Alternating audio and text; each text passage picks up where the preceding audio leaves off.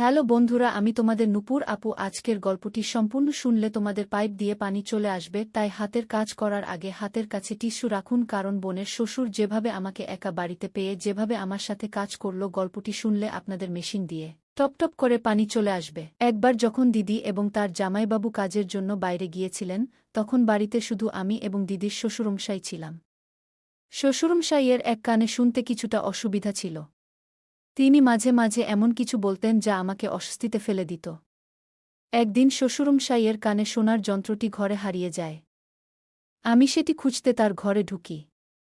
খুঁজে না পেয়ে বেরিয়ে আসার সময় তিনি আমাকে ডেকে বলেন তার পকেটে খুঁজতে, যদি যন্ত্রটি সেখানে থাকে। আমি ভাবলাম হয়তো সত্যিই ওটা পকেটেই আছে, কিন্তু যখন আমি পকেটে হাত দিলাম তখন বুঝতে পারলাম পকেটটি ছেঁড়া। এই অপ্রত্যাশিত পরিস্থিতি আমাকে কিছুটা অস্বস্তিতে ফেলে। আমি কি করব বুঝতে পারছিলাম না। তারপর শ্বশুরমশাই আমাকে সেখানেই, আমি রাধিকা, ছোট থেকেই আশ্রমে বেড়ে উঠেছি। কিন্তু আমি দেখতে অনেক সুন্দর ছিলাম। আমার বয়স কম হলেও আমাকে দেখতে বড়দের মতো লাগে। জানি না কেন আমি কম বয়সে এমন হয়েছি। আমার মা বাবা কেউ নেই, তাই আশ্রমই ছিল আমার সব। সেখানেই দ্বাদশ ক্লাস পর্যন্ত পড়াশোনা করেছি। সম্প্রতি আমি আশ্রম থেকে বের হয়ে নতুন জীবনের পথে পা দিয়েছি। গত বছর আশ্রমে কাজ করতে আসা কবিতা দিদির সঙ্গে আমার পরিচয় হয়েছিল। দিদি খুবই ভালো মনের মানুষ, সবসময় আমাকে নিজের বোনের মতো দেখতেন। যখন আমি আশ্রম ছাড়ি তখন দিদি আমাকে তার বাড়িতে নিয়ে যান। দিদির বাড়িতে গিয়ে আমি তার 7 বছর বয়সী শ্বশুর মোহনজির সঙ্গে পরিচিত হই। প্রথম দেখা থেকেই তিনি আমাকে অন্যভাবে দেখছিলেন।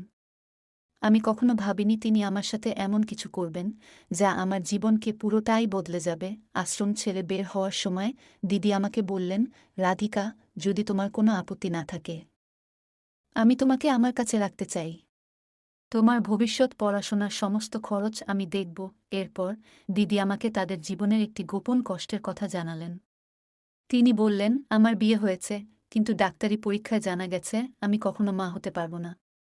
গত কয়েক বছর ধরে তোমার প্রতি আমার গভীর টান তৈরি হয়েছে। আমি তোমাকে দত্তক নিতে চাই। তুমি কি আমার সাথে আমার বাড়িতে যাবে?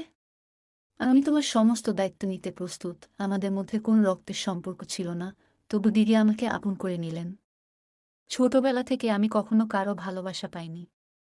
বরং আশ্রমে প্রায় শুনতে পেতাম যে আমি নাকি রাস্তার ধারে কোনো নর্দমায় ফেলে যাওয়া সন্তান।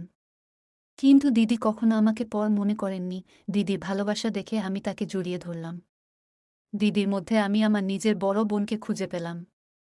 একজন অনাথ মেয়ের জন্য কেউ এতটা করতে পারে, তা বিশ্বাস করাই কঠিন ছিল। কিন্তু দিদির প্রস্তাব আমি সানন্দে গ্রহণ করলাম এবং তার সঙ্গে নতুন জীবনের পথে পা বাড়ালাম।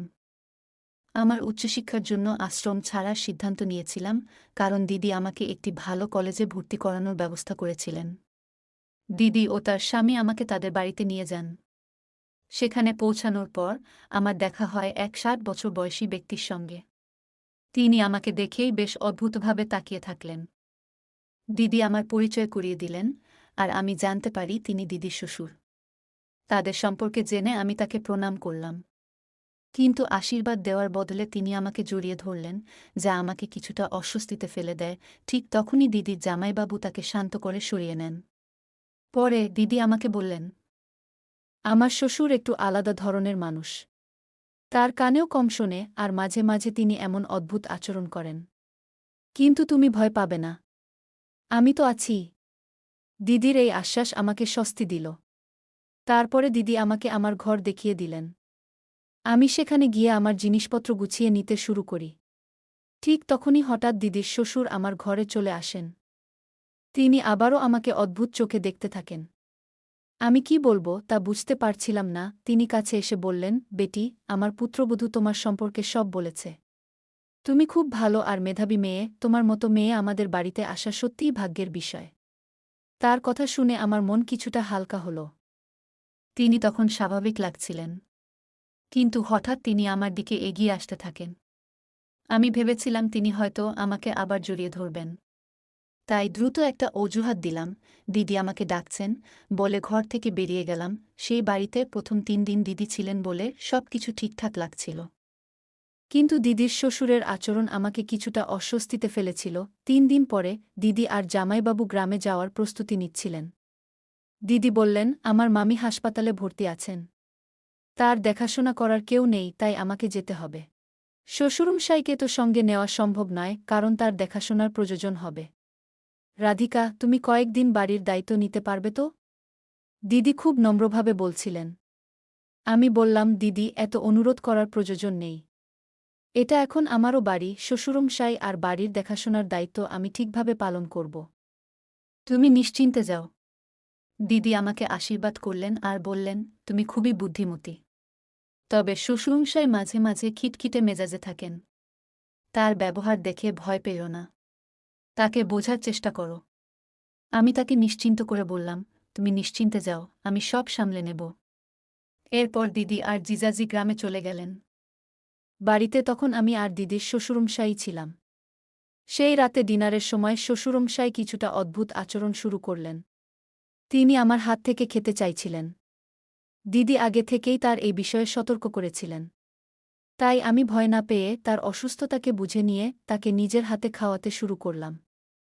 কিন্তু খাওয়ানোর সময় তিনি বারবার আমার হাত ধরতে বা অন্যভাবে স্পর্শ করতে চেষ্টা করছিলেন। প্রথমে আমি এড়িয়ে গেলাম, কিন্তু তৃতীয়বার এমন ঘটলে আমি রেগে গেলাম। আমার রাগ দেখে তিনি মাথা নিচু করে ফেললেন। তার কষ্ট পাওয়া মুখ দেখে মনে হলো হয়তো আমার রাগ করা উচিত হয়নি।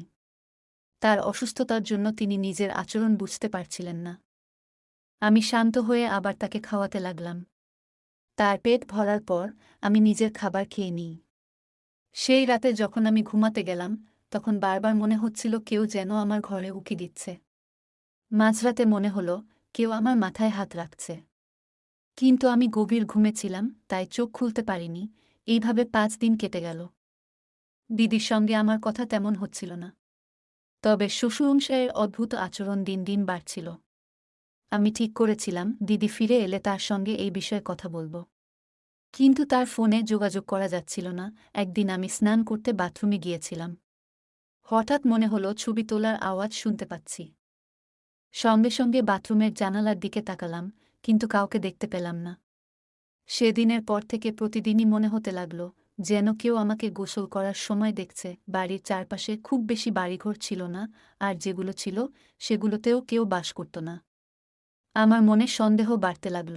আমার সন্দেহ যাচাই করার জন্য একটা বুদ্ধি বের করলাম। যেমন প্রতিদিন সকালে আমি স্নান করতাম, তেমনই সেই দিনও বাথরুমে গেলাম। কিন্তু এবার বাথরুমে পানির কল চালু করে আমি বাইরে বেরিয়ে এলাম। বাইরে এসে দেখি দিদির শ্বশুরমশাই বাথরুমের জানালার কাছে দাঁড়িয়ে আছেন। তার উচ্চতা জানালার সমান না হলেও তিনি হাত বাড়িয়ে মোবাইলে কিছু করছেন। এই দৃশ্য দেখে আমি নিজেকে সামলাতে পারলাম না। রাগে চিৎকার করে বললাম, শ্বশুরমশাই, আপনি এখানে কি করছেন? তবে কি আমার সন্দেহ সত্যি? প্রতিদিন আপনি এইসব করছেন? আমার কথা শুনে তিনি একেবারে হতভম্ব হয়ে গেলেন। কাঁপা কাঁপা গলায় বললেন, তুমি আমাকে ভুল বুঝছ। আমি শুধু তোমার নিরাপত্তার জন্য এখানে দাঁড়িয়েছিলাম। তুমি এখানে আসার আগে এই ঘর প্রায়ই বন্ধ থাকত। অনেকবার এই জানালা দিয়ে বড় প্রাণী ঢুকে পড়েছে। শ্বশুরমশাই বললেন, আমি এখানে এসেছিলাম যাতে কোনো পশু জানালা দিয়ে ভিতরে ঢুকে না পড়ে। যদি তোমাকে আগে বলে দিতাম তাহলে তুমি হয়তো ভয় পেতে। তাই কিছু বলিনি। তার কথা শুনে মনে হচ্ছিল তিনি মিথ্যা বলছেন। যদি এখানে সত্যিই বড় পশু আসত, তবে তিনি জানালার কাছে কিভাবে দাঁড়িয়ে থাকতে পারলেন? ধীরে ধীরে আমি তার অদ্ভুত আচরণের আসল উদ্দেশ্য বুঝতে শুরু করলাম। গিয়ে দেখলাম তার দৃষ্টি ঠিক নেই। যদিও আমার প্রচণ্ড রাগ হচ্ছিল, কিন্তু তিনি নিজের কাজের সাফাই দিতে ব্যস্ত ছিলেন। রাগে আমি সরাসরি নিজের ঘরে চলে গেলাম। ঘরে গিয়েই দিদিকে ফোন করার চেষ্টা করলাম, কিন্তু তার ফোন লাগছিল না। শ্বশুরমশাইয়ের ব্যবহার আমাকে ক্রমশ অস্থির করে তুলছিল। সেই দিন আমি সারা দিন ঘর থেকে এক পাও বাইরে বেরোলাম না। এমনকি তিনি খেয়েছেন কিনা তাও জানার চেষ্টা করিনি। রাতে হঠাৎ শ্বশুরমশাই আমার দরজায় কড়া নাড়তে শুরু করলেন। কিন্তু আমি দরজা খোলার সাহস করলাম না। আচমকা বাইরে থেকে দিদির গলা শোনার মতো লাগল। তার গলা শুনে দরজা খুললাম। বাইরে গিয়ে দেখি দিদির গলার আওয়াজ আসছে শ্বশুরমশাইয়ের মোবাইলের স্পিকার থেকে। তিনি দিদিকে ফোন করেছিলেন এবং স্পিকারে রেখেছিলেন। আমি সঙ্গে সঙ্গে তার কাছ থেকে মোবাইল কেড়ে নিলাম এবং দিদির সঙ্গে কথা বলতে শুরু করলাম। সবকিছু খুলে বললাম দিদিকে, বিশেষ করে সকালে যা ঘটেছে। দিদি বললেন, রাধিকা, তুমি অকারণে শ্বশুরমশাইয়ের বিষয়ে খারাপ ভাবছ। তিনি যা করেছেন তা শুধু তোমার ভালোর জন্য। দিদি বললেন, তুমি অযথা শ্বশুরমশাইয়ের উপর রাগ করো না। তিনি যা বলছেন সেটা সত্যি হতে পারে। সেই বাথরুমে সত্যিই কোনো পশু ঢুকে যেতে পারে। আমি তোমাকে আগেই বলেছি যে উনি একটু অসুস্থ এবং অদ্ভুত আচরণ করেন। আমি বললাম, ঠিক আছে, আমি আর কিছু বলবো না। কিন্তু তুমি কবে বাড়ি ফিরছ? আমার কলেজে ভর্তি হওয়ার কাজ এখনো বাকি। সেটা কখন করবে? দিদি বললেন, এখনো ভর্তি হতে অনেক সময় আছে। তার আগেই আমি বাড়ি ফিরে আসব। তবে ততদিন তুমি শ্বশুরমশাইয়ের ভালো করে দেখাশোনা করবে। আমি আবারও দিদির কথা মেনে নেওয়ার প্রতিশ্রুতি দিলাম। মনে হচ্ছিল প্রতিবারই দিদি আমাকে এই পরিস্থিতিতে ফেলে যাচ্ছেন। পরের দিন সকালে নাশতার পর শ্বশুরমশাই বাড়ি থেকে বেরিয়ে গেলেন। আমি তার কোথায় যাচ্ছেন তা জিজ্ঞেস করিনি। কিছু সময় নিজের কাজ নিয়ে ব্যস্ত থাকলাম এবং ভাবলাম দিনটা শান্তিপূর্ণ কাটবে। বিকেলে শ্বশুরমশাই বাড়ি ফিরে আসার পর আমার হাতে একটি চকচকে পোশাক ধরিয়ে দিয়ে বললেন, এই পোশাকটি পরে সাজগোজ করো। আমি স্পষ্টভাবে তাকে না বলে দিলাম। এরপর তিনি দিদিকে ফোন করলেন। সাধারণত দিদি এত তাড়াতাড়ি ফোন ধরে না, কিন্তু সেদিন শ্বশুরমশাই ফোনটি আমাকে দিয়ে বললেন, দিদির সঙ্গে কথা বলো। ফোনে দিদির কান্নার শব্দ শুনে আমি অবাক হয়ে গেলাম। তিনি বললেন, রাধিকা, আজ মনে হচ্ছে তোমাকে বাড়িতে নিয়ে এসে আমি বড় ভুল করেছি। আমি তোমাকে বোনের মতো ভালোবেসেছি, ভালো জীবন দেওয়ার জন্য এই বাড়িতে এনেছি। কিন্তু আজ তোমার জন্য আমার নিজের অবস্থানই টলমল হয়ে গেছে। আমি হতবাক হয়ে জিজ্ঞেস করলাম, দিদি, কি হয়েছে? আমি কি করেছি যার জন্য তুমি আমাকে এভাবে দোষ দিচ্ছ? দিদি বললেন, আমার শ্বশুর খুব রাগী মানুষ। তার কোনো কথা না মানলে তিনি সঙ্গে সঙ্গে রেগে যান। আমি শুনেছি তুমি নাকি তাকে অনেক সময় পাল্টা উত্তর দিচ্ছ। তার জন্য তিনি আমার ওপর খুব ক্ষুব্ধ। যদি তুমি সত্যিই আমাকে বোন বলে মনে করো, তবে আজ থেকে তুমি তার সঙ্গে আর তর্ক করবে না। মনে রেখো, তোমার কারণে যদি আমাকে এই বাড়ি থেকে বের করে দেওয়া হয়, সেটা আমার পক্ষে মেনে নেওয়া সম্ভব হবে না। আজ তার জন্মদিন, তিনি যা বলবেন তা মেনে চলো। দিদির কথা শুনে আমি রাজি হলাম। তিনি আমাকে আশ্রয় দিয়েছেন, তাকে বিপদে ফেলতে চাইনি। শ্বশুরমশাই যে পোশাকটি এনেছিলেন সেটি পরে নেওয়ার সিদ্ধান্ত নিলাম। পোশাকটি আমার জন্য বেশ ছোট এবং আধুনিক ছিল। এমন ধরনের পোশাক আমি আগে কখনো পরিনি। তবে সেটি পরে আমি বেশ সুন্দর লাগছিলাম। সাজগোজ করে যখন আমি বাইরে এলাম, তখন শ্বশুরমশাই এক দৃষ্টিতে আমাকে দেখে যাচ্ছিলেন। জন্মদিন উপলক্ষে আমি তার ওপর রাগ করিনি। তাকে শুভেচ্ছা জানালাম। তবে তখনই কিছু অস্বাভাবিক ঘটনার আভাস পেতে শুরু করেছিলাম। শ্বশুরমশাই আমাকে জড়িয়ে ধরে বললেন, প্রতিবছর আমি ছেলে আর পুত্রবধূর সঙ্গে আমার জন্মদিন উদযাপন করি। এ বছর ভেবেছিলাম হয়তো কেউ আমার জন্মদিন মনে রাখবে না। কিন্তু তুমি আমার সঙ্গে আছো, তাই আমার মন ভালো হয়ে গেল। বয়স বাড়ার সঙ্গে মানুষ যেমন একটু রাগী হয়ে যায়, তেমনি অনেক বেশি আবেগপ্রবণ হয়ে ওঠে। শ্বশুরমশাই কখনো গম্ভীর হয়ে যেতেন, আবার কখনো বেশ আদর করতেন। তার জন্মদিনের কেক তিনি নিজেই কিনে এনেছিলেন এবং সেদিন তাকে বেশ সুন্দরভাবে পরিপাটি হয়ে সজ্জিত দেখাচ্ছিল। কেক কাটার সময় তিনি আমার হাত ধরে কেক কাটলেন। কেক কাটার পর তিনি আমাকে আবারও জড়িয়ে ধরলেন। তবে বারবার তার স্পর্শে আমি কিছুটা অস্বস্তি অনুভব করছিলাম। একাধিকবার তিনি আমার পায়ের দিকে হাত বাড়ালেন। জন্মদিনের আনন্দ শেষ হওয়ার পর তিনি আমাকে নিজের ঘরে নিয়ে গেলেন। সেখানে তিনি আমার সামনে বসে পানীয় পান করতে লাগলেন এবং আমাকে বারবার তা খাওয়ার জন্য জোর করলেন। আমি তাতে রাজি না হওয়ায় তিনি রান্নাঘরে গিয়ে আমার জন্য ঠান্ডা পানীয় নিয়ে এলেন। আমি সেই পানীয় খাওয়ার পর থেকে অস্বাভাবিক ক্লান্তি অনুভব করতে লাগলাম। মাথা ঘুরছিল আর আমি বারবার নিজের ঘরে যাওয়ার চেষ্টা করছিলাম। কিন্তু কিছুতেই উঠে দাঁড়াতে পারছিলাম না। ঠিক সেই সময় শ্বশুরমশাই আমাকে ধরে বসালেন। আমার মনে হচ্ছিল আমি আমার ভারসাম্য হারিয়ে ফেলেছি। সেই রাতের পরে যখন সকালে ঘুম থেকে উঠলাম, দেখি আমি শ্বশুরমশাইয়ের ঘরে শুয়ে আছি।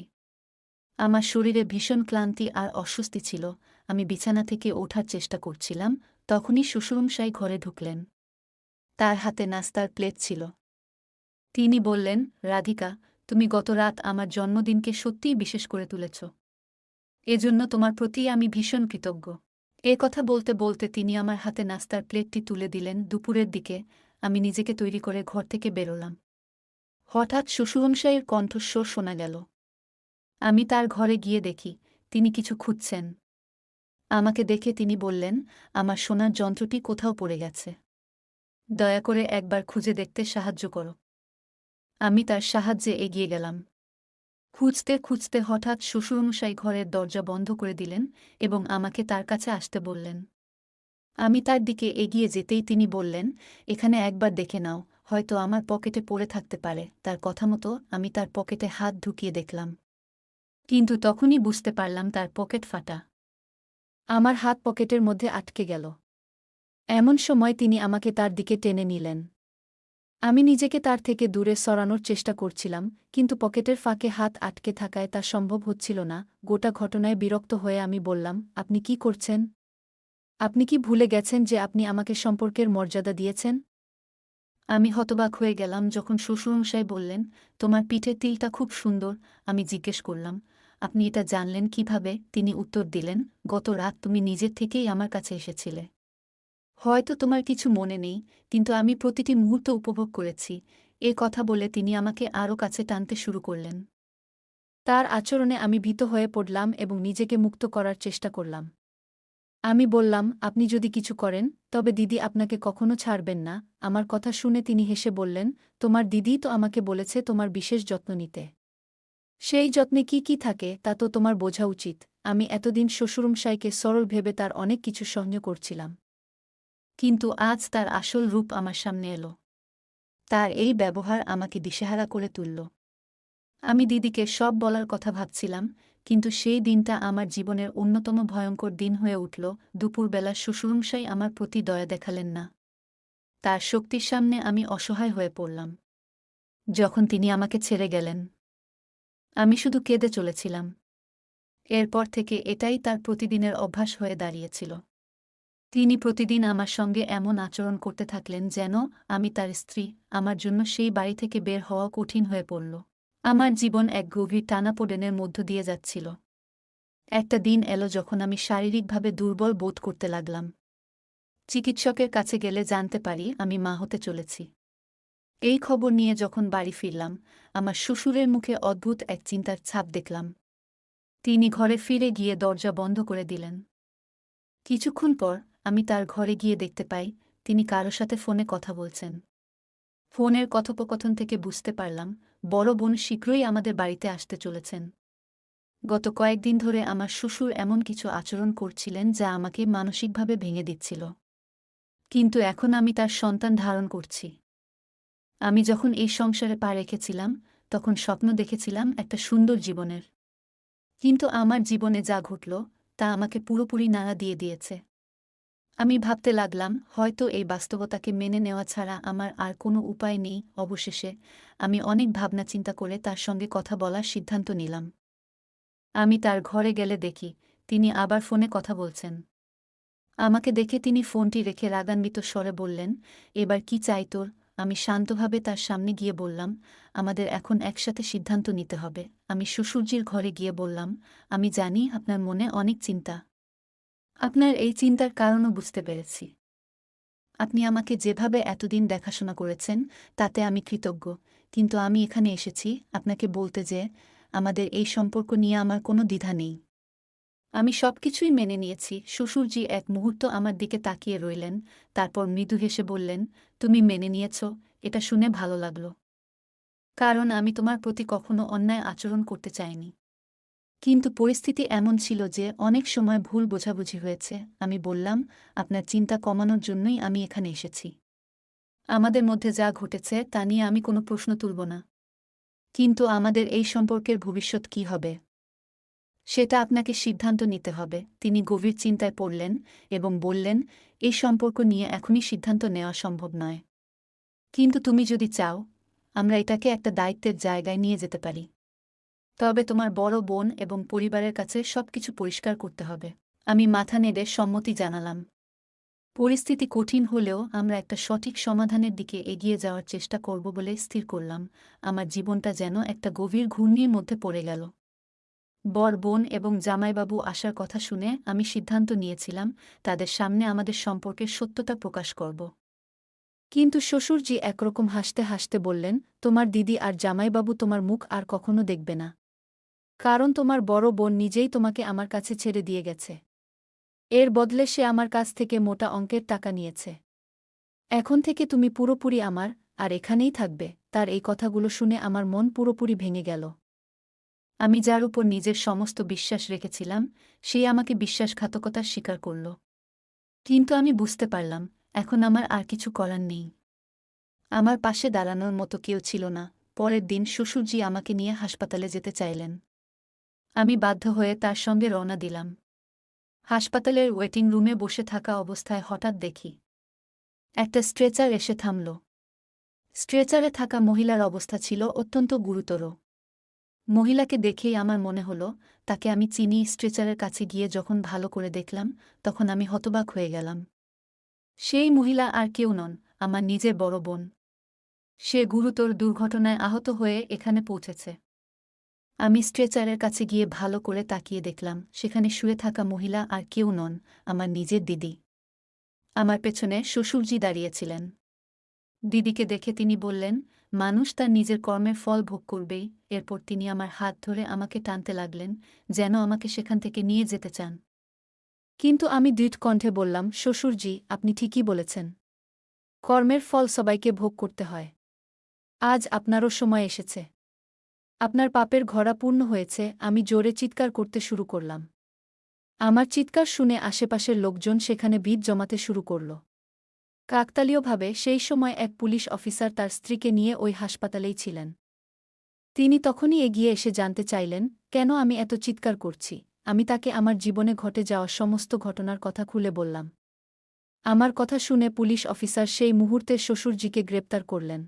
আমি নিজের চোখের সামনে সেই অন্যায়কারী মানুষটিকে হাতকড়া পড়তে দেখলাম। দিদির দুর্ঘটনায় মৃত্যু হয়েছিল। তার জীবন খুব অল্প বয়সেই শেষ হয়ে গিয়েছিল। আমি জানি প্রত্যেককে তার কর্মফল পেতেই হয়।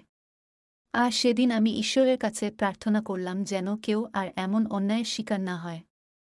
আমার জীবন একটি অদ্ভুত মোড় নিয়েছিল। একদিন আমার শ্বশুরমশাই নিজের ভুল ঢাকতে আমাকে মাঙ্গল্যসূত্র পরানোর এবং সিঁথিতে সিঁদুর দেওয়ার অভিনয় করেছিলেন। আমি তখন বুঝিনি, কিন্তু অজান্তে সেই ঘটনার ভিডিও ধারণ করে ফেলেছিলাম। সেই ভিডিও এবং ছবি পরবর্তীতে আদালতে একটি গুরুত্বপূর্ণ প্রমাণ হয়ে দাঁড়াল।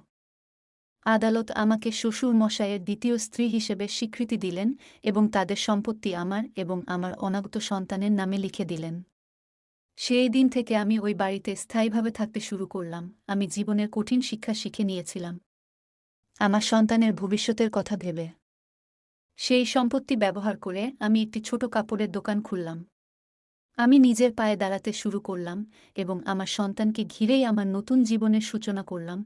জীবনের অভিজ্ঞতা থেকে আমি শিখেছি, মানুষ যা শিক্ষা থেকে শেখে না, জীবনের অভিজ্ঞতা তা খুব দ্রুত শেখায়।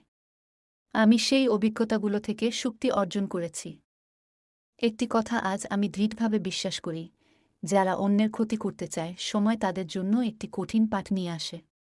ঈশ্বর সবকিছুর হিসাব রাখেন এবং সময় মতো বিচার করেন। বন্ধুরা, এই গল্পের মাধ্যমে আপনাদের বলি, জীবনে যতই কঠিন সময় আসুক, নিজের উপর বিশ্বাস রাখুন এবং সঠিক পথে এগিয়ে যান। এমন আরও অনুপ্রেরণামূলক গল্প দেখতে আমাদের চ্যানেলটি সাবস্ক্রাইব করুন। পাশে থাকা বেল আইকনটি প্রেস করুন, যাতে করে আমরা যখনই নতুন ভিডিও আপলোড করি, তার নোটিফিকেশন সবার আগে আপনার কাছে পৌঁছে যায়। ধন্যবাদ। দেখা হবে আমাদের পরবর্তী ভিডিওতে।